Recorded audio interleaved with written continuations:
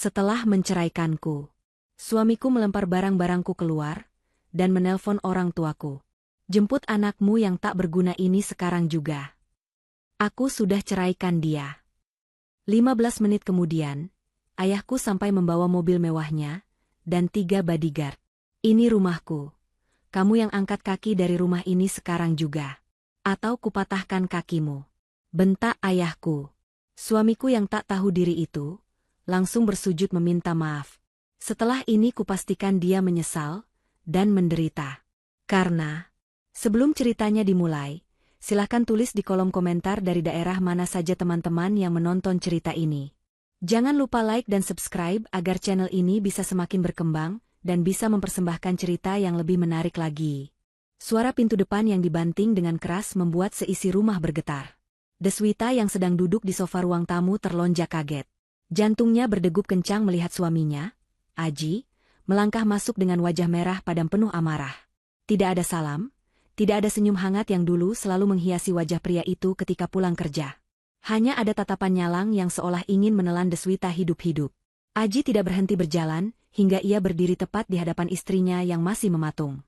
Tanpa aba-aba, tangan Aji terayun kasar. Bukan untuk memukul, melainkan melempar sebuah amplop coklat tebal tepat ke wajah Deswita. Ujung amplop yang tajam menggores pipi Deswita, meninggalkan rasa perih yang menyengat, namun rasa sakit di hatinya jauh lebih hebat ketika amplop itu jatuh ke pangkuannya. Deswita menatap amplop itu dengan tangan gemetar, lalu menatap suaminya yang kini berkacak pinggang dengan napas memburu. Ia belum sempat bertanya apa isinya, tapi Aji sudah lebih dulu berteriak dengan suara yang menggema ke seluruh penjuru ruangan. Aku sudah muak melihat wajahmu di rumah ini. Itu surat cerai. Tanda tangani sekarang juga dan pergi dari hadapanku.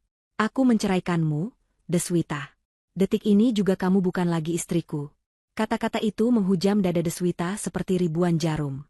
Ia mencoba menelan ludah yang terasa pahit, berusaha mencari sisa-sisa kewarasan di tengah badai emosi yang tiba-tiba menyerang rumah tangganya. Padahal pagi tadi Aji masih pamit bekerja seperti biasa, meski sikapnya memang sudah dingin sejak beberapa bulan terakhir. Deswita mencoba berdiri, berusaha meraih tangan suaminya untuk meminta penjelasan, namun Aji menepisnya dengan kasar hingga Deswita terhuyung kembali ke sofa. Aji menatap Deswita dengan pandangan merendahkan, seolah wanita di hadapannya adalah kotoran yang menempel di sepatunya. Ia mulai mondar-mandir di ruang tamu, sambil menunjuk-nunjuk wajah Deswita. Ia berkata bahwa ia sudah tidak butuh wanita seperti Deswita yang menurutnya tidak tahu apa-apa tentang dunia bisnis dan pergaulan kelas atas. Aji membanggakan pencapaiannya, menyebutkan bahwa perusahaannya kini sudah mencapai target keuntungan yang luar biasa, dan ia layak mendapatkan pendamping yang sepadan, bukan wanita rumahan yang membosankan seperti Deswita. Deswita hanya diam mendengarkan caci maki itu. Air matanya mulai menetes, bukan karena ia lemah, tapi karena ia tidak menyangka pria yang dulu ia bantu merintis usaha dari nol kini berubah menjadi monster. Deswita ingat betul bagaimana dulu Aji datang padanya tanpa membawa apa-apa, memohon restu orang tua Deswita dengan janji manis untuk membahagiakan putri mereka. Kini, setelah kesuksesan berada di tangan, Aji seolah lupa ingatan. Ia lupa siapa yang memberikan modal awal, siapa yang mengenalkannya pada relasi bisnis penting, dan siapa yang selalu mendukungnya saat ia hampir bangkrut. Aji tidak sabar melihat Deswita yang hanya diam menangis. Ia bergegas masuk ke kamar tidur utama. Terdengar suara barang-barang dibanting dan lemari dibuka paksa. Deswita menyusul dengan langkah gontai ke ambang pintu kamar. Ia melihat Aji sedang menarik baju-baju Deswita dari gantungan dengan kasar. Bukan dimasukkan ke dalam koper dengan rapi, Aji justru mengambil kantong plastik hitam besar yang biasa digunakan untuk sampah. Ia menyumpal baju-baju gamis dan pakaian sehari-hari Deswita ke dalam kantong plastik itu secara asal-asalan. Kosmetik, buku-buku, dan barang pribadi Deswita di meja rias disapu begitu saja dengan lengan Aji hingga jatuh berantakan ke dalam plastik yang sama. Deswita mencoba menghentikan tindakan gila suaminya.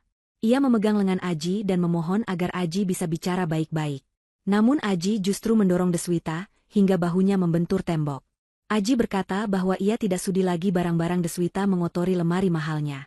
Ia berteriak bahwa sebentar lagi lemari itu akan diisi oleh barang-barang bermerek milik wanita yang jauh lebih berkelas daripada Deswita. Nama Hanin sempat terucap dari mulut Aji, membuat hati Deswita semakin hancur.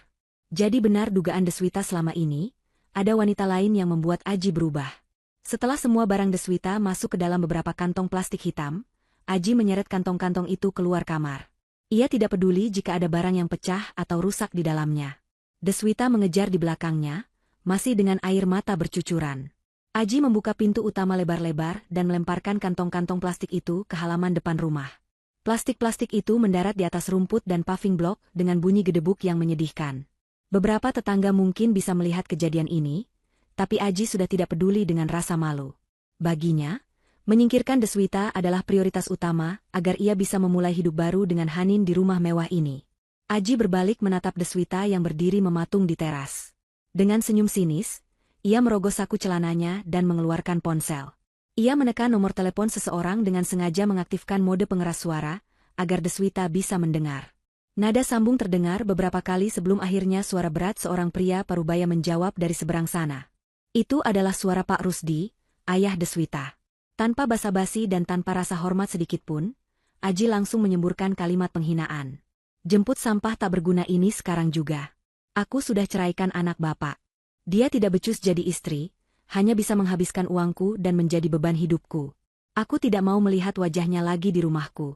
Cepat datang dan bawa dia pergi sebelum aku panggil petugas kebersihan untuk mengangkutnya bersama sampah-sampah lain.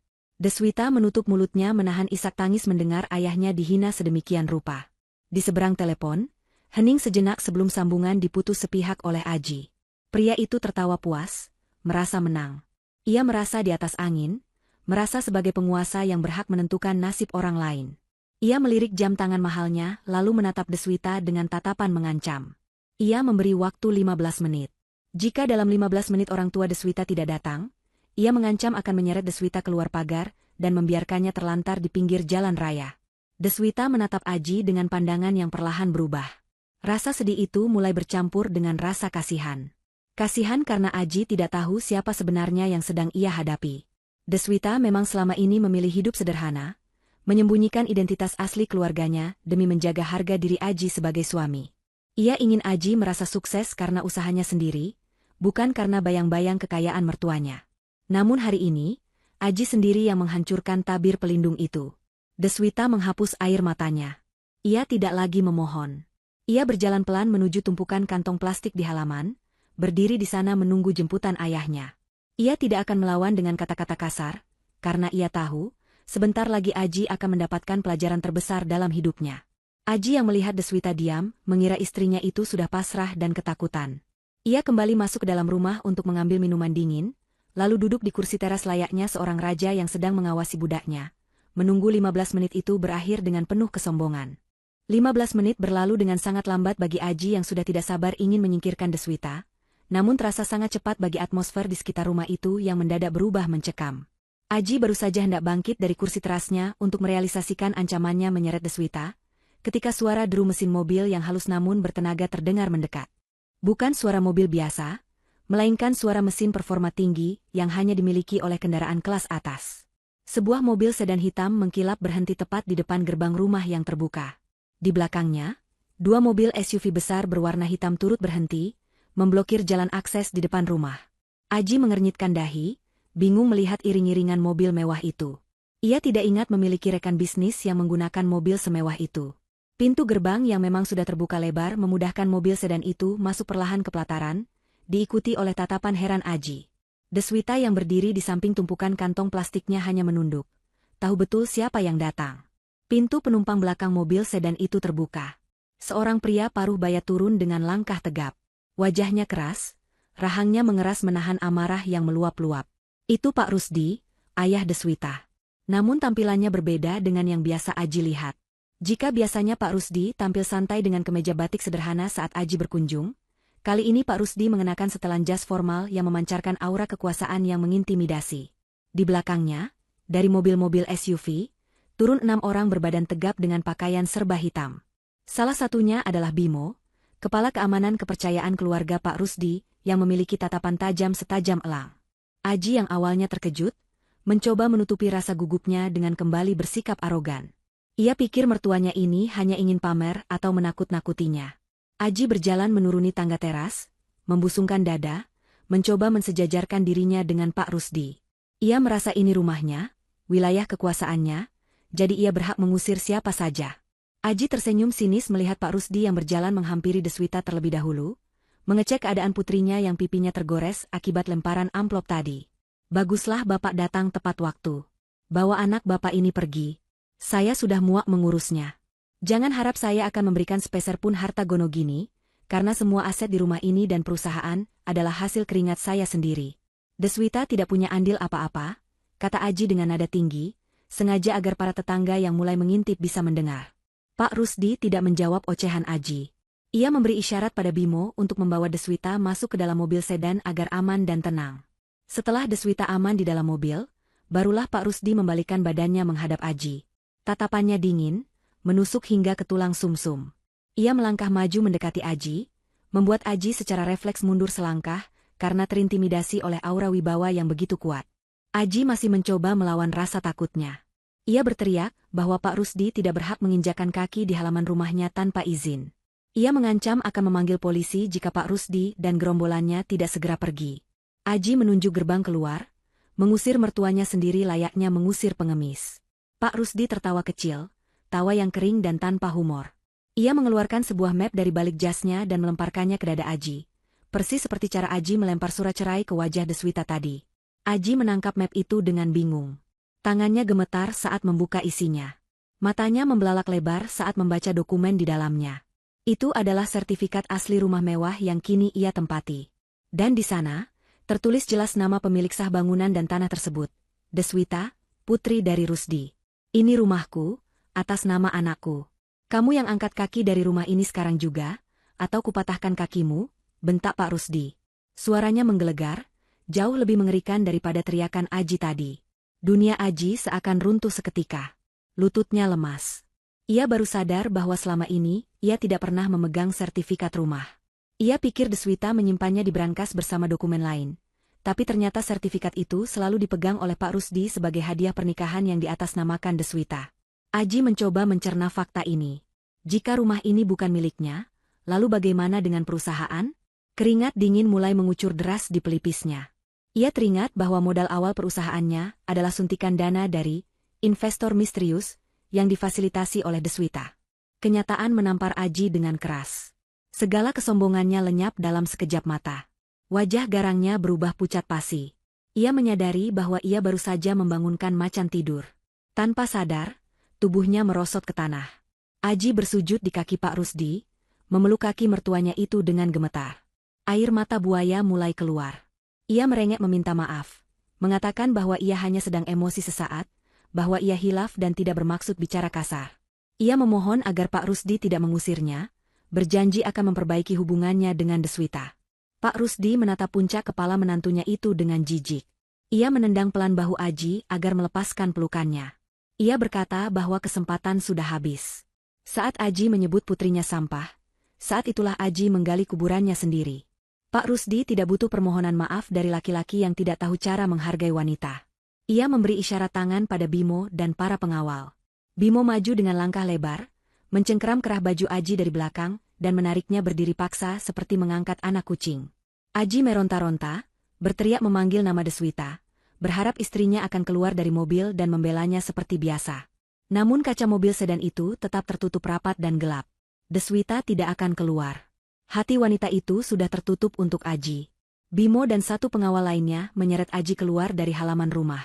Aji berusaha menahan diri dengan memegang pilar pagar, tapi tenaga para pengawal profesional itu jauh lebih besar. Mereka melepaskan pegangan Aji dengan mudah dan melempar tubuh Aji ke jalan aspal di depan gerbang. Aji tersungkur, siku dan lututnya lecet bergesekan dengan aspal kasar. Ia hanya mengenakan pakaian yang melekat di badan, dompet dan ponselnya bahkan tertinggal di meja teras. Tapi Bimo melarangnya masuk kembali. Pak Rusdi berdiri di ambang pagar, menatap Aji yang tergeletak menyedihkan. Ia berkata dengan suara lantang dan final, bahwa mulai hari ini, Aji dilarang mendekati Deswita atau properti milik keluarga mereka dalam radius 100 meter. Jika Aji melanggar, Pak Rusdi tidak akan segan-segan menggunakan cara yang lebih keras. Setelah itu, gerbang rumah mewah itu ditutup rapat tepat di depan hidung Aji. Suara kunci gerbang yang diputar terdengar seperti vonis mati bagi masa depan Aji. Aji bangkit dengan susah payah, menahan sakit di sekujur tubuhnya. Ia berdiri terhuyung-huyung di pinggir jalan. Beberapa tetangga melihatnya dengan tatapan mencemooh dan berbisik-bisik. Harga dirinya hancur lebur. Tiba-tiba sebuah mobil sedan merah berhenti di dekatnya. Itu mobil Hanin. Aji tersenyum lega, merasa setidaknya ia masih memiliki Hanin. Ia bergegas menghampiri mobil itu, mengetuk kaca jendela dengan antusias. Namun, kaca jendela itu hanya turun sedikit. Hanin menatap Aji dari balik kacamata hitamnya dengan pandangan aneh. Ia melihat Aji yang kotor, berantakan, dan baru saja diusir dari rumah yang Hanin kira milik Aji. Aji meminta Hanin membukakan pintu, mengajaknya pergi dari tempat itu. Tapi Hanin malah bertanya dengan nada curiga. Bertanya kenapa Aji diusir dan di mana mobil mewah Aji. Aji tergagap mencoba menjelaskan. Melihat gelagat Aji yang tidak beres dan menyadari bahwa Aji mungkin baru saja kehilangan segalanya, Hanin langsung menaikkan kaca jendelanya kembali tanpa mengucapkan sepatah kata pun. Mobil merah itu melaju kencang meninggalkan Aji yang terpaku sendirian di pinggir jalan, diselimuti debu jalanan dan penyesalan yang baru saja dimulai. Suasana di dalam mobil sedan mewah yang membawa Deswita terasa hening namun menenangkan. Deswita duduk di kursi belakang, menyandarkan kepalanya di bahu Ibu Ratna yang terus mengusap lengan putrinya dengan lembut. Tangis Deswita sudah mereda, digantikan oleh tatapan kosong yang perlahan mulai terisi kembali oleh kekuatan. Pak Rusdi duduk di kursi depan di samping sopir, sesekali melirik ke kaca spion tengah untuk memastikan keadaan putri semata wayangnya. Ia tahu betapa hancurnya hati Deswita, namun ia juga tahu bahwa di balik kelembutan itu, mengalir darah ketangguhan yang sama dengannya. Deswita menarik napas panjang, menghapus sisa air mata di pipinya, dan menegakkan duduknya. Ia sadar bahwa menangis tidak akan mengubah fakta bahwa pernikahannya telah hancur. Namun ia memiliki kuasa untuk memastikan kehancuran itu tidak menimpa dirinya, melainkan orang yang telah mengkhianatinya.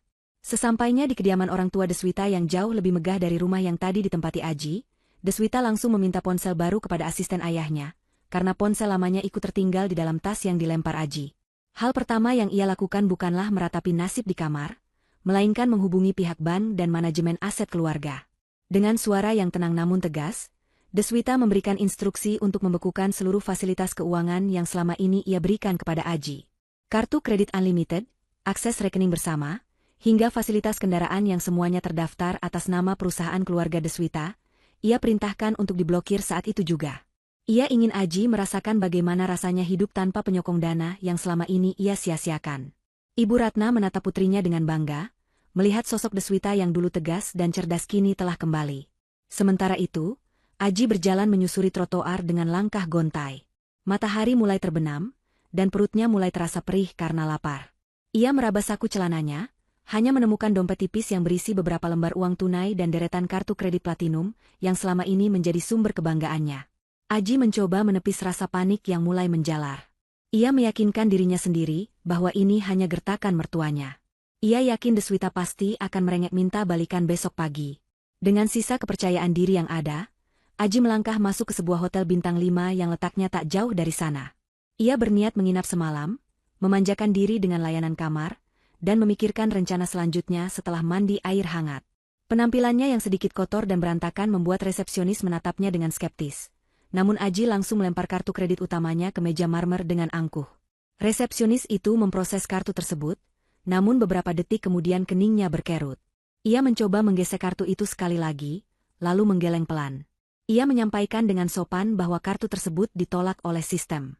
Aji mendengus kesal, mengira mesin edisi hotel itu yang rusak. Ia mengeluarkan kartu kedua, lalu kartu ketiga. Hasilnya sama saja. Semua kartu, mulai dari yang berlogo bank ternama hingga kartu eksklusif, semuanya tidak bisa digunakan. Wajah Aji mulai memerah, bukan karena marah, tapi karena malu. Antrean tamu di belakangnya mulai berbisik-bisik, menatapnya seperti melihat penipu yang tertangkap basah. Resepsionis itu akhirnya mengembalikan tumpukan kartu Aji dan memintanya untuk membayar tunai atau meninggalkan tempat itu. Aji yang tidak membawa cukup uang tunai untuk membayar deposit kamar semewah itu, terpaksa memungut kartu-kartunya dengan tangan gemetar dan berjalan keluar hotel diiringi tatapan merendahkan dari para staf. Malam semakin larut dan udara mulai terasa dingin menusuk tulang. Aji mencoba menelepon Hanin menggunakan sisa baterai ponselnya yang sudah sekarat, namun nomornya sudah diblokir. Ia mencoba meminjam ponsel orang yang lewat, tapi tidak ada yang mau meminjamkan pada orang asing dengan penampilan mencurigakan. Aji akhirnya menyerah. Ia berjalan menuju sebuah taman kota yang sepi. Tidak ada kasur empuk, tidak ada pendingin ruangan, dan tidak ada selimut hangat. Ia duduk di sebuah bangku kayu keras yang catnya sudah mengelupas. Nyamuk mulai mengerubungi telinga dan kakinya, membuatnya tidak bisa tidur nyenyak. Perutnya berbunyi semakin keras. Namun uang tunai yang ia miliki sangat terbatas, ia harus menghematnya karena tidak tahu sampai kapan kondisi ini akan berlangsung. Di tengah kegelapan malam dan dinginnya angin, Aji mulai merenung. Ia masih tidak percaya hidupnya berbalik 180 derajat, hanya dalam hitungan jam. Ia merasa ini tidak adil. Ia merasa dirinya adalah korban kekejaman mertuanya. Ia menyalahkan Deswita yang menurutnya tidak membela suami. Rasa benci dan dendam mulai tumbuh di hatinya, menutupi akal sehatnya. Ia bertekad besok pagi ia akan pergi ke kantornya. Perusahaan itu adalah wilayah kekuasaannya, tempat di mana ia dihormati sebagai direktur utama. Ia yakin Pak Rusdi tidak bisa menyentuhnya di sana, karena secara hukum ia merasa memiliki kontrak kerja yang kuat. Aji akhirnya tertidur dalam posisi duduk memeluk lutut, meringkuk kedinginan seperti gelandangan yang sering ia hina dulu. Cahaya matahari pagi yang menyilaukan membangunkan Aji dari tidur yang tidak nyenyak. Badannya terasa remuk redam, lehernya kaku, dan ia merasa sangat lengket karena belum mandi. Orang-orang yang berolahraga pagi di taman menatapnya dengan jijik, beberapa bahkan menutup hidung saat melewatinya. Aji buru-buru bangun, merapikan kemejanya yang kusut dan kotor, berusaha mengembalikan wibawanya. Ia merogoh saku, mengambil ponselnya yang ternyata mati total karena kehabisan daya. Dengan langkah terseok, ia mencari warung kecil untuk membeli air mineral dan mengisi daya ponselnya sejenak. Begitu ponsel menyala, rentetan notifikasi masuk. Salah satunya adalah sebuah surel, email, resmi dengan tanda seru merah. Aji membukanya dengan jantung berdebar. Matanya membelalak membaca judul surel tersebut. Pemberitahuan pemutusan hubungan kerja dan pencabutan jabatan direktur utama secara tidak hormat. Darah Aji mendidih membaca surel pemecatan itu. Ia membanting gelas plastik air mineral yang baru diminumnya hingga isinya tumpah, membuat pemilik warung memarahinya. Aji tidak peduli. Ia merasa ini sudah keterlaluan. Bagaimana mungkin ia dipecat dari perusahaan yang ia besarkan? Ia merasa memiliki andil besar dalam kemajuan perusahaan itu. Ia yakin ini adalah ulah Pak Rusdi yang memanipulasi Dewan Komisaris. Dengan sisa uang di dompet, Aji menyetop taksi. Ia harus ke kantor sekarang juga. Ia akan melabrak HRD, melabrak komisaris, dan membuktikan bahwa tanpa dirinya, perusahaan itu akan runtuh. Ia akan menuntut pesangon miliaran rupiah jika mereka benar-benar ingin membuangnya. Taksi berhenti di depan gedung perkantoran megah di pusat kota. Aji keluar dengan langkah lebar, mengabaikan penampilannya yang kacau balau. Kemejanya kusut, ada noda tanah di celananya bekas duduk di taman, dan wajahnya berminyak serta belum bercukur. Ketika ia hendak melangkah masuk ke pintu putar lobi, dua orang petugas keamanan bertubuh besar menghadangnya. Mereka adalah petugas yang biasa menyapa Aji dengan hormat setiap pagi, namun kali ini mereka menahan dada Aji dengan tangan kekar mereka. Mereka mengatakan dengan tegas bahwa Aji dilarang masuk ke dalam gedung. Aji berteriak marah di depan lobi yang sedang ramai oleh karyawan yang datang bekerja. Ia membentak petugas keamanan itu, bertanya apakah mereka sudah buta dan tidak mengenali direktur utama mereka. Suara keributan itu menarik perhatian banyak orang. Karyawan-karyawan yang dulu menunduk takut pada Aji kini berdiri bergerombol, berbisik-bisik sambil menatap Aji dengan pandangan aneh. Ada tatapan kasihan, namun lebih banyak tatapan geli dan jijik. Aji terus meronta, berteriak bahwa ia adalah bos di tempat ini, dan ia akan memecat siapa saja yang menghalanginya. Ia tidak menyadari bahwa statusnya kini hanyalah orang asing yang mengganggu ketertiban umum. Di tengah keributan itu, tiba-tiba suasana lobi mendadak senyap. Pintu kaca otomatis terbuka lebar. Dari area drop-off VIP, masuklah rombongan orang berpakaian rapi yang berjalan dengan derap langkah seirama. Di barisan paling depan, berjalan seorang wanita dengan anggun namun memancarkan aura dominasi yang luar biasa. Itu Deswita. Namun, bukan Deswita yang biasa Aji lihat di rumah dengan daster atau pakaian sederhana. Deswita kini mengenakan setelan blazer kerja yang sangat elegan, dipadu dengan celana bahan yang jatuhnya pas, serta jilbab yang ditata rapi dan modis. Sepatu hak tingginya berbunyi ketukan tegas di lantai marmer, seolah menegaskan bahwa dialah penguasa baru di tempat itu. Di belakang Deswita, berjalan jajaran komisaris perusahaan dan pengacara senior yang selama ini Aji segani. Mereka semua berjalan sedikit di belakang Deswita, menunjukkan posisi siapa yang paling tinggi di sana. Aji ternganga melihat pemandangan itu. Lidahnya keluh. Ia melihat istrinya, mantan istrinya, berjalan melewatinya seolah Aji tidak ada. Wajah Deswita terlihat dingin, fokus lurus ke depan, tanpa sedikit pun menoleh ke arah sumber keributan. Aji yang merasa diabaikan langsung berteriak memanggil nama Deswita dengan suara serak, mencoba menerobos barikade petugas keamanan. Deswita menghentikan langkahnya. Ia tidak berbalik badan sepenuhnya, hanya menoleh sedikit ke samping. Gerakan itu cukup membuat seluruh lobi menahan napas. Aji memanfaatkan momen itu untuk bicara. Ia menuntut penjelasan kenapa ia dipecat. Ia mengklaim bahwa ia berhak atas perusahaan ini karena kerja kerasnya selama 5 tahun terakhir. Ia menuduh Deswita dan keluarganya melakukan tindakan ilegal dengan merebut posisinya. Aji berbicara dengan napas terengah-engah, berharap Deswita akan luluh atau setidaknya merasa malu di depan karyawannya. Deswita membalikkan badannya perlahan menghadap Aji. Ia menatap Aji dari ujung kaki hingga ujung kepala dengan tatapan datar, tanpa emosi, seolah sedang melihat benda mati yang tidak menarik. Dengan tenang dan suara yang jernih terdengar di seluruh lobi yang hening, Deswita berkata bahwa Aji lupa satu hal mendasar. Seluruh modal, saham, dan aset perusahaan adalah milik keluarga Deswita. Aji hanyalah pegawai yang diberi kepercayaan mengelola, namun kepercayaan itu telah disalahgunakan untuk kepentingan pribadi dan memperkaya diri sendiri. Deswita menyebutkan bahwa tim audit sedang bekerja membongkar semua penggelapan dana yang dilakukan Aji, dan laporan polisi sedang diproses. Aji terdiam kaku. Kakinya terasa dipaku ke lantai.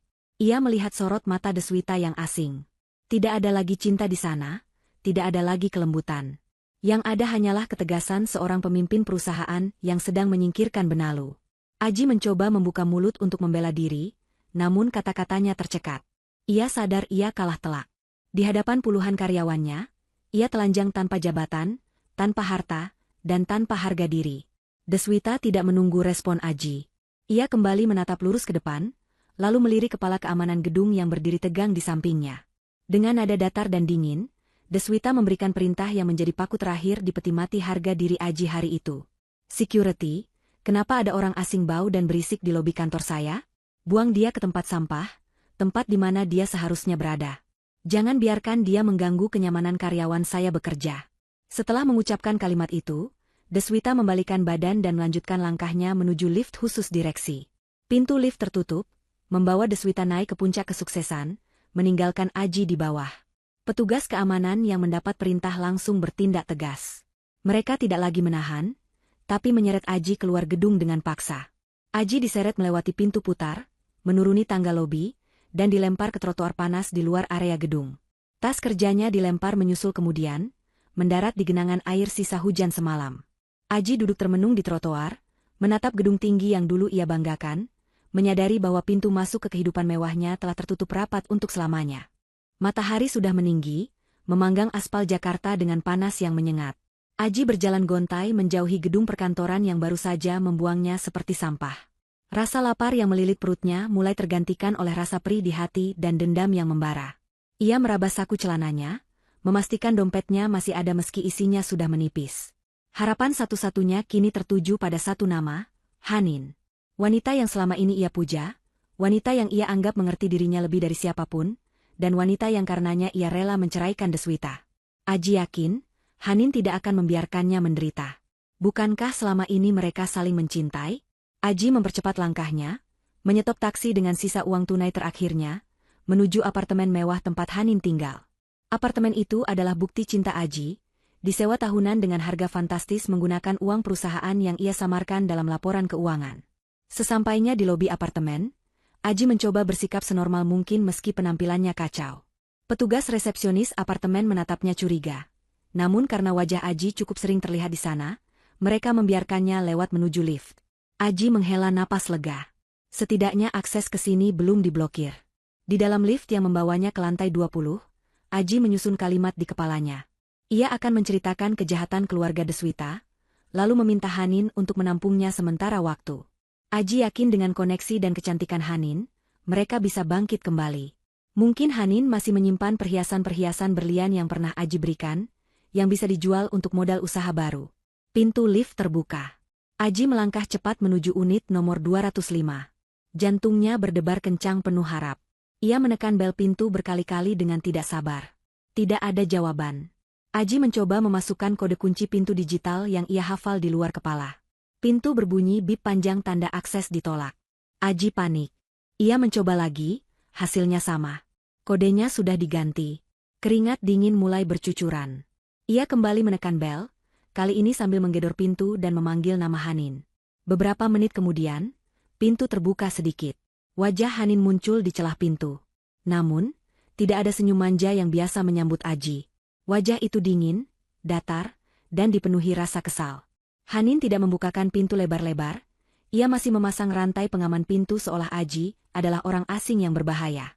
Penampilan Hanin terlihat rapi, seperti orang yang hendak bepergian jauh. Di belakangnya, Aji bisa melihat tumpukan koper besar yang berjajar di ruang tamu. Sayang, kenapa kodenya diganti? Kenapa pakai rantai segala? Cepat buka, aku butuh istirahat. Aku baru saja mengalami hari yang sangat buruk, kata Aji dengan suara memelas, mencoba meraih tangan Hanin melalui celah pintu. Hanin menepis tangan Aji dengan kasar.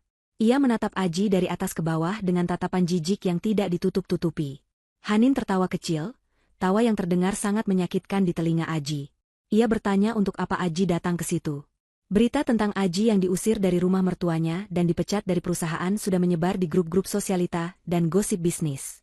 Hanin sudah tahu semuanya. Ia tahu Aji sekarang tidak lebih dari seorang pengangguran yang bangkrut dan terlilit masalah. Aji terkejut Hanin sudah tahu.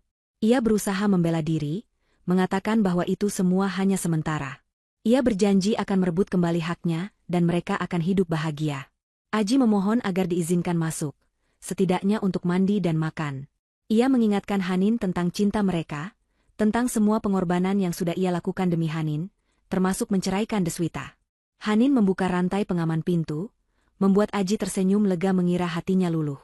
Namun Hanin tidak membiarkan Aji masuk.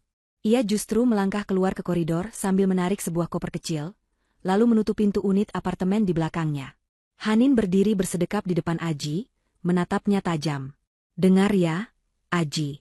Jangan mimpi di siang bolong. Cinta? Kamu pikir aku mau sama laki-laki tua bangka sepertimu kalau bukan karena uangmu? Sekarang uangmu sudah habis. Jadi untuk apa aku bertahan? Asal kamu tahu, apartemen ini masa sewanya habis besok, dan aku tidak sudi memperpanjangnya pakai uangku sendiri. Semua barang mewah yang kamu belikan, sudah kujual pagi ini untuk modalku pindah keluar kota, ucap Hanin dengan nada ketus yang menusuk hati. Aji ternganga. Ia tidak percaya apa yang didengarnya. Wanita lembut yang selama ini ia manjakan ternyata hanyalah seorang parasit. Emosi Aji memuncak. Ia mencengkeram bahu Hanin, mengguncangnya keras. Ia berteriak memaki Hanin sebagai wanita tidak tahu diri. Ia menuntut Hanin mengembalikan uang dan barang-barangnya. Keributan itu membuat tetangga unit sebelah membuka pintu dan mengancam akan memanggil keamanan. Hanin dengan tenang melepaskan cengkeraman Aji. Ia mundur selangkah, lalu membuka tas tangannya. Ia mengeluarkan sebuah amplop tebal dan melemparkannya ke dada Aji. Itu adalah berkas-berkas fotokopi. Aji memungutnya dengan tangan gemetar. Saat melihat isinya, wajahnya pucat pasi. Itu adalah bukti-bukti transfer, bukti markup anggaran proyek, dan bukti aliran dana perusahaan ke rekening pribadi Aji yang selama ini Aji pikir tersimpan rapi dan rahasia. Ternyata Hanin diam-diam mengumpulkan semua itu sebagai jaminan keamanan dirinya sendiri. Itu hadiah perpisahan dariku. Bukti-bukti korupsimu selama memimpin perusahaan mertuamu. Aku tadinya mau menyerahkan itu ke polisi kalau kamu macam-macam. Tapi kulihat sepertinya istri mantanmu yang pintar itu pasti sudah menemukannya juga. Jadi, anggap saja itu kenang-kenangan. Sekarang pergi dari sini sebelum aku teriak maling, ancam Hanin. Aji terpaku. Kakinya lemas. Ia menyadari bahwa ia benar-benar sendirian sekarang. Deswita yang tulus ia buang, dan Hanin yang ia kejar ternyata ular berbisa. Hanin berbalik badan, menarik kopernya menuju lift, meninggalkan Aji yang terduduk lemas di lantai koridor apartemen. Saat pintu lift tertutup dan membawa Hanin pergi, Aji merasa dunia di sekelilingnya gelap gulita. Ia tidak hanya kehilangan harta dan jabatan, tapi ia juga baru saja ditampar oleh kenyataan bahwa selama ini ia hanyalah badut yang dimanfaatkan. Dengan langkah berat seperti mayat hidup, Aji keluar dari gedung apartemen. Ia tidak tahu harus kemana. Uangnya habis untuk ongkos taksi tadi. Ia berjalan tanpa arah di trotoar panas Jakarta, perutnya keroncongan, tenggorokannya kering, dan kepalanya berdenyut nyeri memikirkan ancaman penjara yang kini membayangi hidupnya. Sementara Aji menggelandang di jalanan tanpa tujuan, suasana di kantor pusat perusahaan milik keluarga Deswita tampak sibuk namun terkendali. Di ruang rapat utama yang berdinding kaca, Deswita duduk di ujung meja panjang. Di hadapannya, tim auditor independen dan pengacara perusahaan sedang memaparkan hasil temuan mereka. Layar proyektor menampilkan deretan angka dan grafik yang menunjukkan betapa parahnya kerusakan finansial yang disebabkan oleh kepemimpinan Aji. Deswita mendengarkan dengan seksama, wajahnya tenang namun matanya menyeratkan ketegasan yang tak terbantahkan. Tidak ada lagi air mata untuk mantan suaminya itu. Yang ada hanyalah keinginan untuk menegakkan keadilan dan membersihkan warisan ayahnya dari tangan-tangan kotor. Ketua tim auditor menjelaskan bahwa Aji telah melakukan penggelapan dana secara sistematis selama 3 tahun terakhir. Modusnya beragam, mulai dari memalsukan tagihan vendor, menaikkan anggaran pengadaan barang fiktif, hingga menggunakan kartu kredit perusahaan untuk kepentingan pribadi yang sangat boros. Ditemukan bukti pembayaran sewa apartemen mewah, pembelian tas-tas bermerek, hingga perhiasan yang nilainya miliaran rupiah, yang semuanya tidak ada hubungannya dengan operasional bisnis. Deswita mengangguk pelan. Ia sudah menduganya, tapi melihat bukti hitam di atas putih tetap membuatnya miris. Ia memberi instruksi kepada tim pengacara untuk segera memproses temuan ini ke jalur hukum tanpa ampun. Ia ingin Aji mempertanggungjawabkan setiap rupiah yang ia curi. Di sisi lain kota, Aji sedang duduk meringkuk di bangku sebuah warung makan pinggir jalan yang sederhana. Ia baru saja menghabiskan sepiring nasi dengan lauk seadanya, dibayar menggunakan uang receh terakhir yang ia temukan di saku jasnya. Penampilannya kini jauh dari kata direktur. Kemejanya kotor dan bau keringat, rambutnya acak-acakan, dan wajahnya kusam. Ia menatap kosong ke arah jalan raya yang ramai. Orang-orang yang makan di warung itu sesekali meliriknya dengan tatapan aneh, namun Aji sudah tidak peduli. Rasa laparnya memang hilang sejenak, tapi rasa takutnya semakin besar. Ia terus terbayang wajah Hanin yang licik dan ancaman audit perusahaan. Tiba-tiba, suara sirine mobil polisi terdengar mendekat, meraung-raung membelah kebisingan lalu lintas. Aji tersentak. Jantungnya berpacu cepat. Ia mencoba menenangkan diri, berpikir bahwa polisi itu pasti lewat untuk urusan lain. Namun, firasat buruknya terbukti ketika 2 mobil patroli polisi berhenti mendadak tepat di depan warung makan tempatnya duduk. Lampu rotator biru menyilaukan mata Aji. Beberapa petugas berseragam lengkap turun dengan sigap, diikuti oleh beberapa orang berpakaian preman yang Aji kenali sebagai detektif. Aji panik. Ia hendak bangkit dan lari lewat pintu belakang warung, namun kakinya tersandung kaki meja hingga ia jatuh tersungkur. Sebelum ia sempat bangun, sepasang tangan kekar sudah mencengkeram lengannya, memuntir ke belakang, dan menekan wajahnya ke meja kayu yang berminyak. Suara logam beradu terdengar tajam saat borgol dipasang di kedua pergelangan tangannya. Pengunjung warung makan langsung heboh. Banyak yang mengeluarkan ponsel mereka, merekam kejadian penangkapan itu. Aji berusaha menyembunyikan wajahnya, malu setengah mati. Ia, Aji sang direktur terhormat, kini diringkus seperti maling ayam di depan umum.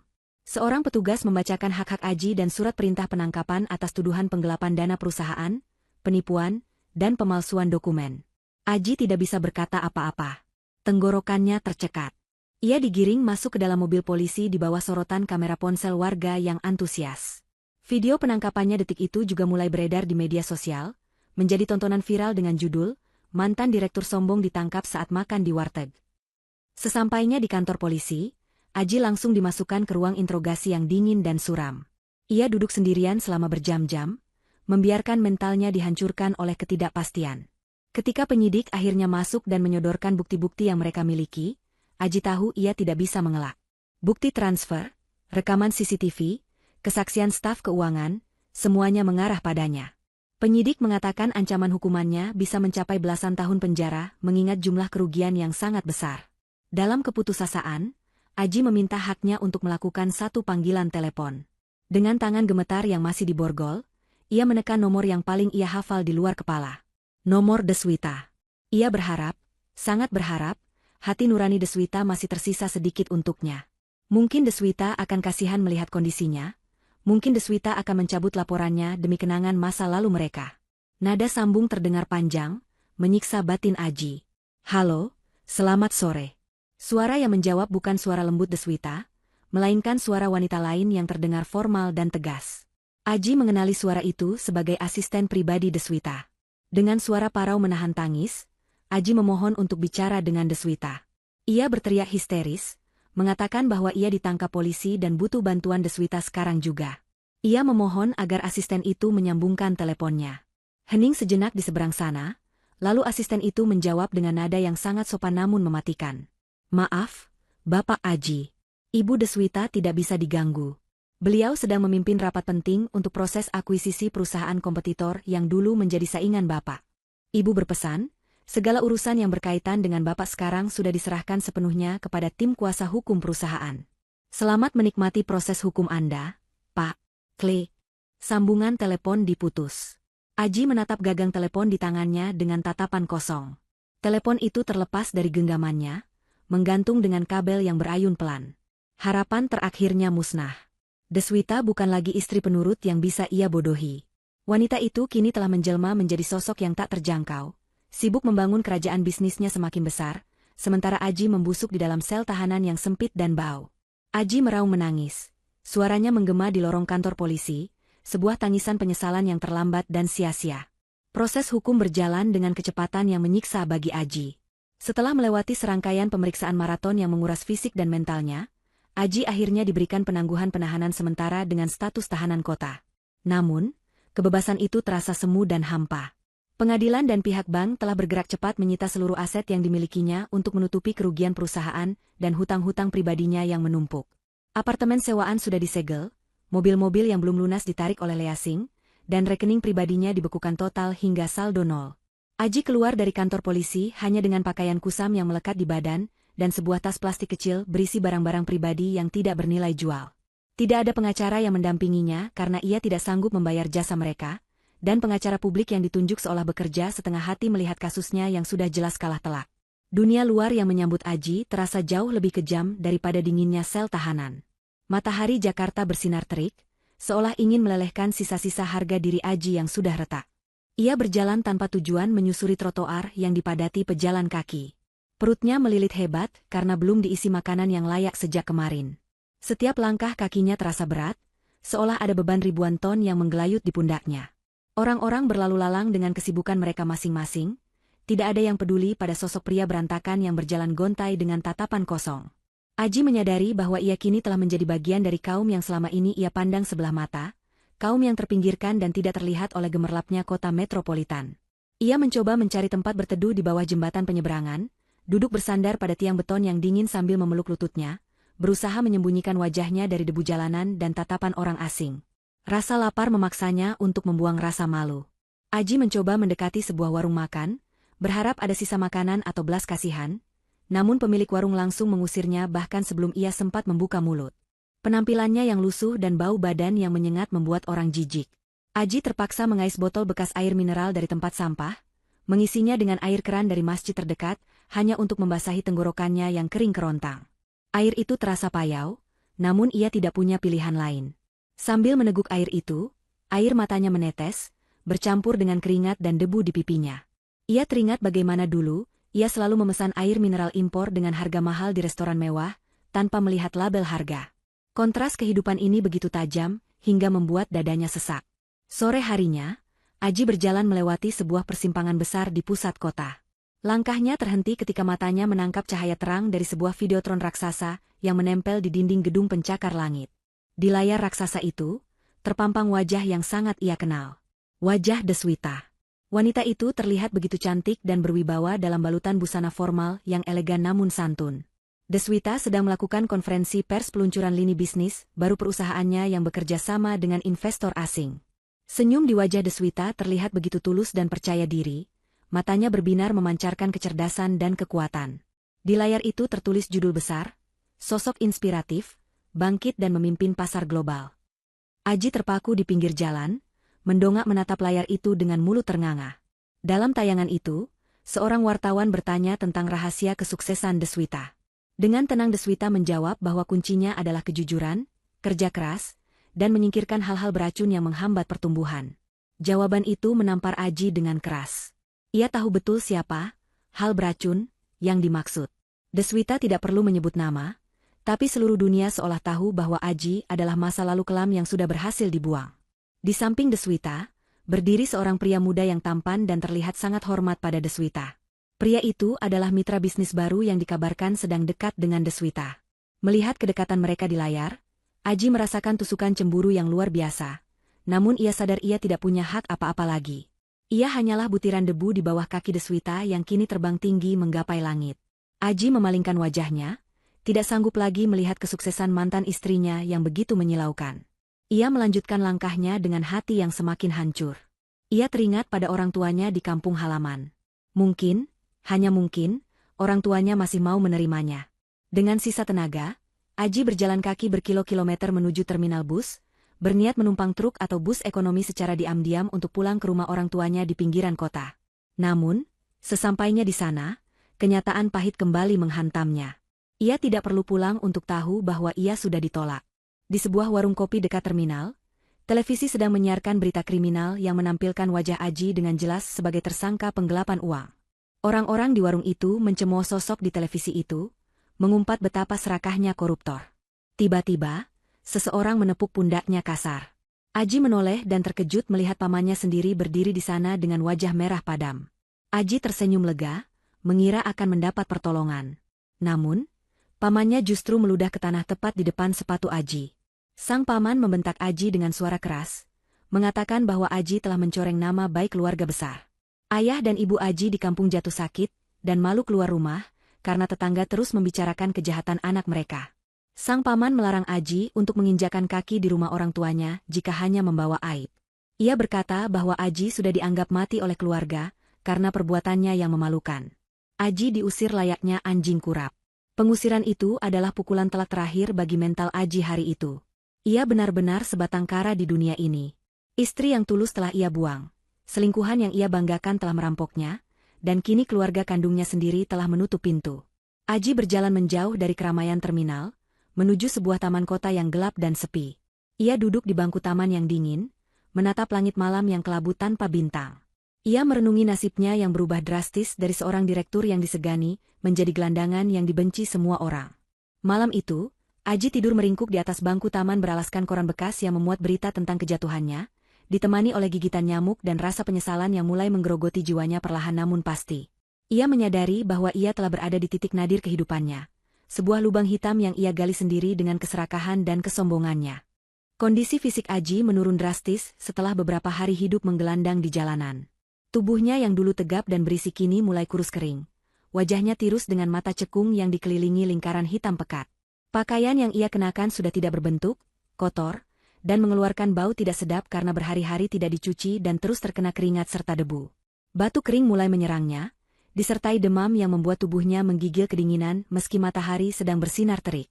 Setiap tarikan napas terasa berat, seolah paru-parunya dipenuhi oleh beban dosa masa lalunya. Namun, di tengah sakit yang mendera, satu pikiran terus menghantui benaknya. Rumah lama. Rumah tempat ia dan Deswita dulu tinggal, tempat di mana ia dengan kejam mengusir istrinya. Entah dorongan apa yang merasukinya, Aji memaksakan kakinya yang gemetar untuk melangkah menuju kawasan perumahan elit tempat rumah itu berada. Jaraknya cukup jauh dari tempat ia biasa tidur di taman kota. Namun Aji terus berjalan seperti orang yang sedang melakukan perjalanan spiritual penebusan dosa. Sepanjang perjalanan, otaknya memutar kembali kenangan-kenangan masa lalu layaknya sebuah film lama yang rusak. Ia teringat masa-masa awal pernikahan mereka. Saat itu, ia belum memiliki apa-apa, tapi Deswita selalu menyambutnya dengan senyum hangat setiap kali ia pulang kerja. Aji teringat aroma masakan Deswita yang selalu tersaji di meja makan, masakan rumahan sederhana namun dimasak dengan penuh cinta. Ia teringat bagaimana tangan halus Deswita memijat pundaknya saat ia lelah, dan bagaimana suara lembut Deswita menenangkannya saat ia stres menghadapi masalah pekerjaan. Semakin dekat ia dengan perumahan itu, semakin jelas bayangan-bayangan itu muncul. Aji mulai berhalusinasi karena demam tinggi yang dideritanya.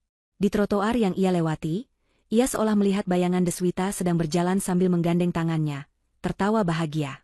Aji mencoba menggapai bayangan itu, namun tangannya hanya menangkap udara kosong.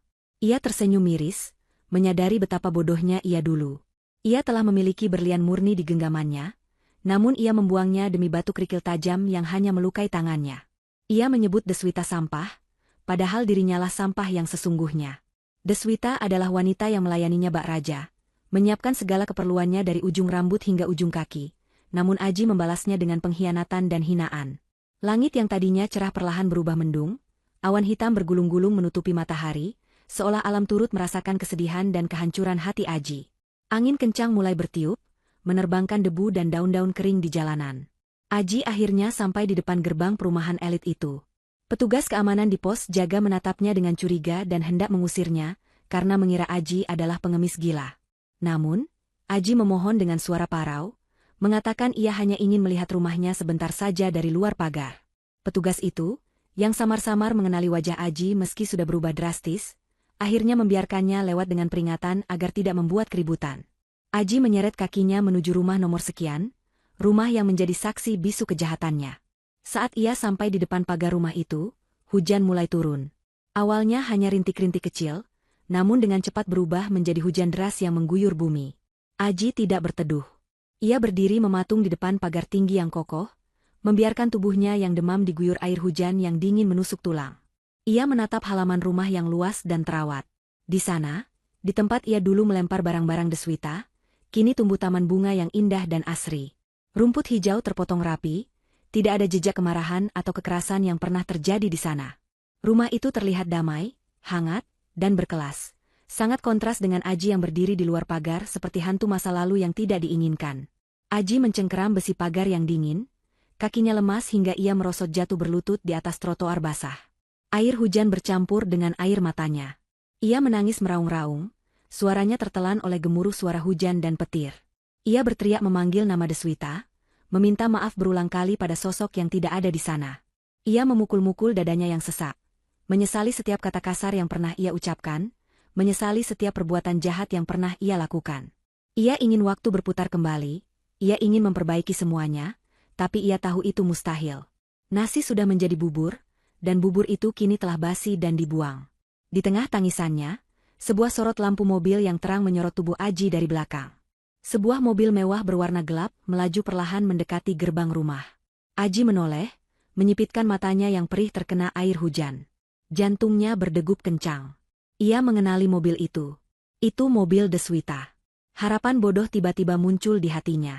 Mungkin Deswita akan melihatnya. Mungkin Deswita akan kasihan melihat kondisinya yang menyedihkan ini. Mungkin Deswita akan turun, membawakannya payung, dan memaafkannya seperti dulu Deswita selalu memaafkan kesalahannya. Mobil itu berhenti tepat di depan gerbang yang otomatis terbuka. Aji berusaha bangkit, melambai lemah ke arah kaca jendela samping penumpang belakang. Ia melihat siluet Deswita di dalam sana. Kaca jendela mobil itu turun perlahan, hanya beberapa sentimeter. Aji menahan napas, matanya berbinar penuh harap. Ia mengira Deswita akan memanggilnya. Namun, kaca itu hanya turun sebentar, seolah memastikan siapa gumpalan kotor yang ada di dekat pagar. Setelah melihat wajah Aji, tidak ada ekspresi terkejut atau sedih di wajah Deswita yang samar-samar terlihat. Wajah itu datar, dingin, dan asing. Detik berikutnya, kaca jendela kembali naik menutup rapat, memutus kontak mata mereka. Mobil itu tidak berhenti untuk menyapanya. Sopir mobil justru menekan gas, membuat mobil melaju masuk ke dalam halaman rumah. Roda mobil yang besar melindas genangan air keruh di pinggir jalan, menciptakan cipratan air lumpur yang besar. Cipratan itu telak mengenai wajah dan tubuh Aji, membuatnya semakin kotor dan menyedihkan. Aji terbatuk-batuk, mengusap lumpur dari wajahnya dengan tangan gemetar. Ia melihat gerbang rumah itu perlahan menutup kembali secara otomatis. Deswita tidak turun. Deswita tidak peduli. Deswita bahkan tidak menganggapnya ada. Bagi Deswita, Aji hanyalah gangguan kecil di pinggir jalan, sama seperti sampah yang dulu Aji suruh untuk dijemput. Aji ditinggalkan sendirian di luar pagar, di bawah hujan deras, dengan tubuh penuh lumpur dan hati yang hancur berkeping-keping. Rasa dingin menjalar ke seluruh tubuhnya, membuatnya menggigil hebat hingga giginya bergemeretak. Pandangannya mulai kabur, kesadarannya mulai menipis karena hipotermia dan kelaparan. Aji akhirnya ambruk pingsan di atas trotoar keras di depan rumah yang dulu ia klaim sebagai miliknya, namun kini menjadi benteng tak tertembus yang memisahkan surga Deswita dan neraka Aji. Aji terbangun dengan kepala yang berdenyut hebat dan tubuh yang terasa remuk redam. Ia mendapati dirinya terbaring di sebuah bangku panjang di pos keamanan kompleks perumahan. Rupanya, petugas keamanan yang sempat iba melihatnya pingsan di tengah hujan semalam telah menyeretnya ke tempat kering agar tidak mati kedinginan. Namun, rasa iba itu ada batasnya. Begitu Aji membuka mata, petugas itu langsung menyuruhnya pergi karena warga kompleks mulai merasa terganggu dengan keberadaan gelandangan di lingkungan elit mereka. Aji diusir kembali ke jalanan dengan pakaian yang sudah kering di badan namun kaku, dan bau apek bercampur lumpur. Aji berjalan gontai, namun matanya memancarkan kilatan kegilaan yang berbeda dari sebelumnya. Penolakan Deswita semalam, tatapan dingin dari balik kaca mobil itu, telah mengubah rasa penyesalannya menjadi amarah yang membabi buta. Dalam benak Aji yang sudah tidak waras, Deswita adalah penyebab semua penderitaannya. Ia merasa Deswita sengaja pamer kekayaan untuk menghinanya. Sebuah poster besar di pinggir jalan menarik perhatian Aji. Poster itu mengumumkan sebuah acara amal megah yang diadakan oleh yayasan milik keluarga Deswita di sebuah hotel berbintang siang ini. Judul acara itu adalah berbagi kasih, membangun harapan untuk kaum papa. Aji tertawa terbahak-bahak membaca judul itu, tawa yang terdengar mengerikan bagi siapapun yang mendengarnya. Ia merasa ironis bahwa mantan istrinya sibuk pencitraan membantu orang miskin, sementara mantan suaminya sendiri dibiarkan kelaparan di jalanan. Ide gila muncul di kepala Aji. Ia akan mendatangi acara itu. Ia akan membongkar kebusukan Deswita di depan semua tamu terhormat, rekan bisnis, dan media. Ia akan berteriak bahwa Deswita adalah istri durhaka yang menelantarkan suami. Aji yakin, dengan melakukan itu, reputasi Deswita akan hancur dan mungkin keluarga itu akan memberinya uang tutup mulut. Dengan sisa tenaga terakhirnya, Aji berjalan kaki menuju hotel tempat acara berlangsung. Jaraknya cukup jauh, dan matahari membakar kulitnya yang sudah kusam. Sesampainya di area hotel, penjagaan sangat ketat. Tentu saja, orang dengan penampilan seperti Aji tidak akan diizinkan masuk lewat lobi utama. Namun, Aji tahu seluk-beluk hotel itu karena dulu ia sering mengadakan rapat di sana. Ia menyelinap lewat jalur bongkar muat barang di belakang dapur, bersembunyi di balik tumpukan kerat minuman saat petugas lewat, dan akhirnya berhasil masuk ke koridor staf yang terhubung ke ballroom utama. Jantungnya berdegup kencang, bukan karena takut, tapi karena adrenalin balas dendam yang meledak-ledak. Ia bisa mendengar suara tepuk tangan meriah dari dalam ruangan. Itu artinya acara sedang berlangsung. Di dalam ballroom yang megah, suasana begitu hikmat dan mewah. Lampu kristal menggantung indah, membiaskan cahaya ke seluruh penjuru ruangan yang dipenuhi tamu-tamu penting. Deswita berdiri di atas panggung podium, tampak sangat anggun dengan busana santun yang memukau. Ia sedang memberikan pidato tentang pentingnya ketulusan dalam berbagi. Suaranya lembut namun berwibawa, menyihir ratusan hadirin yang menyimak dengan kagum. Di barisan depan, Pak Rusdi dan Ibu Ratna tersenyum bangga melihat putri mereka. Tidak ada yang menyangka bahwa ketenangan itu akan segera rusak. Tiba-tiba, pintu samping ballroom didobrak dengan keras. Semua mata seketika tertuju ke arah suara gaduh itu. Di sana berdiri Aji, dengan penampilan yang sangat kontras dengan kemewahan ruangan itu. Rambutnya acak-acakan, wajahnya kotor, bajunya lusuh, dan baunya bahkan tercium oleh tamu yang duduk paling dekat. Petugas keamanan yang kecolongan segera berlari mengejarnya, namun Aji yang nekat berlari lebih cepat menuju panggung. Ia merampas mikrofon dari tangan pembawa acara yang terkejut, membuat suara denging umpan balik feedback yang menyakitkan telinga menggema ke seluruh ruangan. Jangan tertipu dengan wanita ini. Dia pembohong. Dia wanita munafik, teriak Aji dengan suara serak yang menggelegar lewat pengeras suara. Deswita mundur selangkah, terkejut melihat sosok mengerikan itu ternyata adalah mantan suaminya. Namun, ia tidak berteriak histeris. Ia tetap tenang, meski wajahnya menegang. Para tamu mulai berbisik-bisik, beberapa berdiri ketakutan, mengira ada orang gila yang lepas. Petugas keamanan hendak menyeret Aji, namun Aji mengancam akan melukai dirinya sendiri dengan pecahan gelas yang ia sambar dari meja tamu jika ada yang mendekat. Suasana menjadi tegang dan kacau. Aji memanfaatkan momen itu untuk menumpahkan segala racun di hatinya. Ia menunjuk wajah Deswita dengan tangan gemetar. Ia berteriak kepada hadirin bahwa Deswita adalah istri yang tidak tahu berterima kasih, yang membuang suaminya begitu saja setelah bosan. Ia memutarbalikkan fakta, mengatakan bahwa ia yang membangun perusahaan, dan Deswita serta ayahnya yang merebut semuanya dengan licik. Ia berakting seolah dialah korban yang dizalimi oleh kekuasaan orang kaya. Ia menangis buaya, berharap mendapat simpati dari para donatur dan media yang hadir. Kalian lihat saya suaminya. Lihat apa yang dia lakukan pada saya. Sementara dia berdiri di sana bak malaikat, dia membiarkan saya mati kelaparan. Di mana hati nuranimu, Deswita? Apakah ini wajah asli wanita solehah yang kalian puja? Teriak Aji penuh drama. Beberapa tamu yang tidak tahu latar belakang cerita mulai terlihat ragu. Bisik-bisik simpati mulai terdengar. Aji merasa di atas angin. Ia melihat keraguan di wajah orang-orang. Ia tersenyum sinis ke arah Deswita, merasa berhasil mempermalukan mantan istrinya itu. Namun, senyum itu tidak bertahan lama. Deswita menarik napas panjang, lalu berjalan perlahan kembali ke podium. Ia tidak merebut mikrofon dari Aji, melainkan menggunakan mikrofon cadangan yang ada di meja podium. Wajahnya tidak menunjukkan rasa takut sedikitpun, hanya tatapan dingin yang menusuk. Bapak-bapak dan ibu-ibu sekalian, mohon maaf atas gangguan ini. Pria ini mengklaim bahwa saya menelantarkannya dan bersikap kejam padanya. Dia meminta bukti hati nurani saya. Baiklah, saya akan memberikan bukti, tapi bukan bukti yang dia harapkan. Saya rasa sudah saatnya semua orang tahu kebenaran yang sebenarnya. Mengapa, sampah, Ini harus dibuang dari hidup saya, ucap Deswita dengan tenang namun tegas. Deswita memberi isyarat tangan kepada operator multimedia di belakang ruangan. Layar besar di belakang panggung yang tadinya menampilkan logo yayasan, tiba-tiba berubah. Sebuah video rekaman CCTV mulai diputar. Video itu memiliki kualitas gambar dan suara yang sangat jelas. Itu adalah rekaman kejadian di bab 1. Semua tamu terdiam, terpaku menatap layar raksasa itu. Di layar, terlihat jelas sosok Aji yang masih berpakaian rapi dan sombong, melempar surat cerai tepat ke wajah Deswita. Terdengar jelas suara Aji yang membentak kasar, menghina Deswita. Kemudian adegan berlanjut saat Aji memasukkan baju-baju Deswita ke kantong sampah plastik hitam dan melemparnya keluar. Suara Aji yang menelepon Pak Rusdi pun terdengar jernih, menggelegar lewat sound sistem gedung yang canggih. Jemput sampah tak berguna ini sekarang juga. Aku sudah ceraikan dia. Keheningan di dalam ballroom itu begitu mencekam. Ratusan pasang mata menyaksikan betapa kejam dan arogannya Aji dalam video itu. Mereka melihat bagaimana Deswita yang saat itu diam dan menangis, diperlakukan lebih rendah dari binatang. Video itu terus berputar hingga adegan Aji bersujud di kaki Pak Rusdi setelah tahu harta itu bukan miliknya, memperlihatkan betapa palsu dan materialistisnya karakter Aji. Aji yang berdiri di panggung terpaku. Wajahnya pucat pasi, lebih pucat dari mayat. Ia tidak menyangka Deswita menyimpan rekaman itu dan berani memutarnya di depan umum. Ia melihat ke arah penonton. Tatapan simpati yang tadi sempat muncul kini berubah total menjadi tatapan jijik, marah, dan benci. Suara cemoohan mulai terdengar. Seseorang dari tengah kerumunan berteriak, "Dasar laki-laki tidak tahu malu."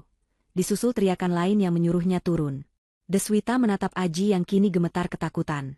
Ia melangkah mendekat, perlahan namun pasti.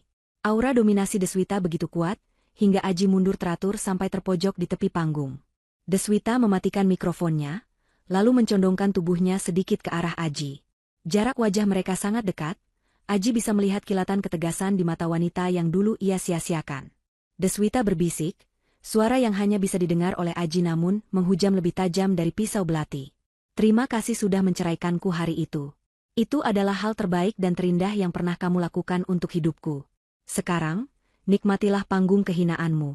Ini adalah panggung terakhirmu." Setelah membisikkan itu, Deswita mundur dan memberi kode pada kepala keamanan.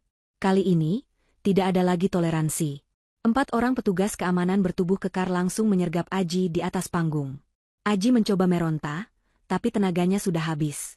Ia diseret turun dari panggung seperti karung beras, disoraki oleh seluruh tamu undangan. Wartawan yang hadir tidak menyia-nyiakan momen itu. Lampu kilat kamera berkedip-kedip memotret wajah Aji yang penuh ketakutan dan kehinaan. Aji diseret keluar dari ballroom, melewati koridor panjang, hingga dilempar keluar dari pintu belakang hotel, tepat di dekat tempat pembuangan sampah dapur. Ia jatuh tersungkur di antara tumpukan kantong plastik sampah yang bau, persis seperti nasib yang dulu ia harapkan untuk Deswita. Di dalam gedung, acara kembali berlanjut. Deswita mendapatkan tepuk tangan penghormatan standing ovation dari seluruh hadirin atas keberanian dan ketegarannya. Sementara di luar, di antara lalat dan bau busuk, Aji menangis meraung-raung, menyadari bahwa hidupnya benar-benar sudah tamat. Ia telah hancur sehancur-hancurnya, tanpa ada satu orang pun di dunia ini yang bersimpati padanya. 1 tahun telah berlalu sejak insiden memalukan di acara amal itu. Roda kehidupan telah berputar dengan sangat drastis, menempatkan setiap orang pada posisi yang pantas mereka dapatkan sesuai dengan apa yang mereka tanam. Pagi itu, di lobi gedung pencakar langit milik perusahaan keluarga Deswita, aktivitas berjalan sibuk seperti biasa. Gedung itu semakin megah setelah renovasi besar-besaran, menjadi simbol kesuksesan bisnis yang dipimpin oleh Deswita.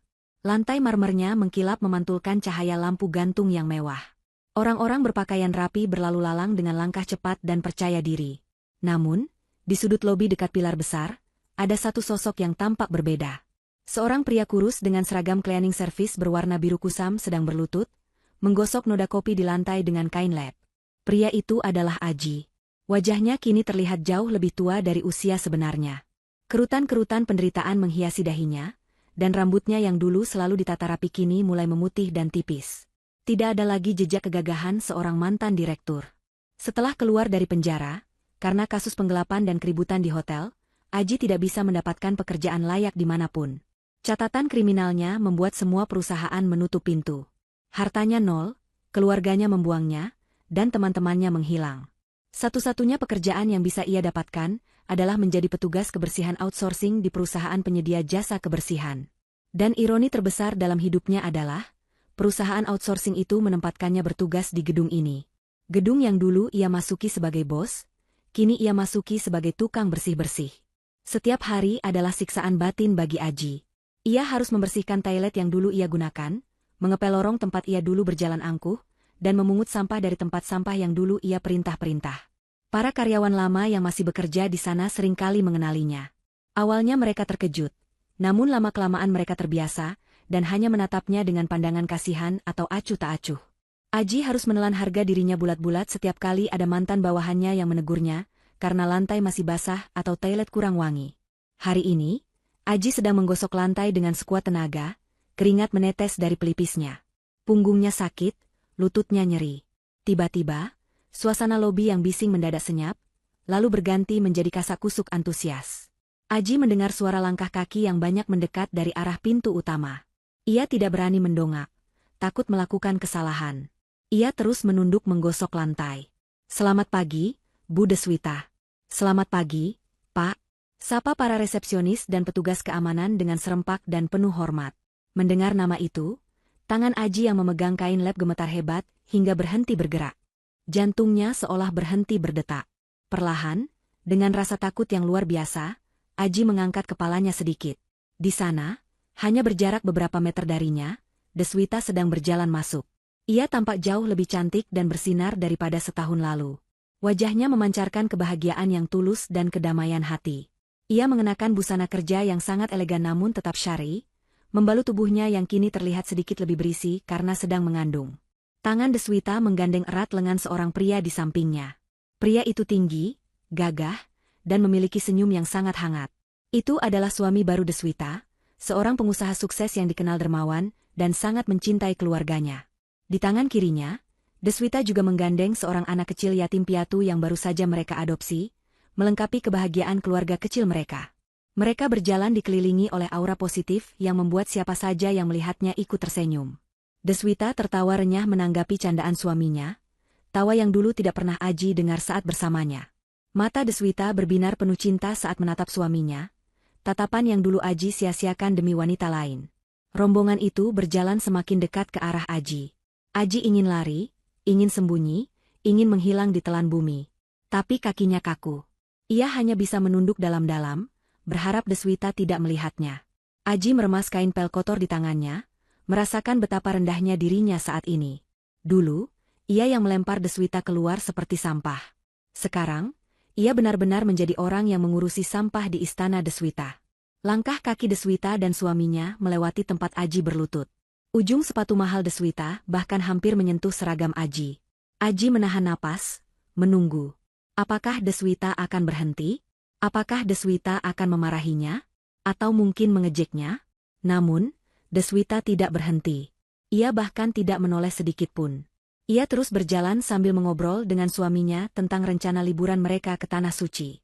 Bagi Deswita, sosok yang sedang mengepel di lantai itu hanyalah bagian dari latar belakang gedung, tidak lebih penting dari pot bunga atau tiang pilar. Aji sama sekali tidak terlihat di mata Deswita.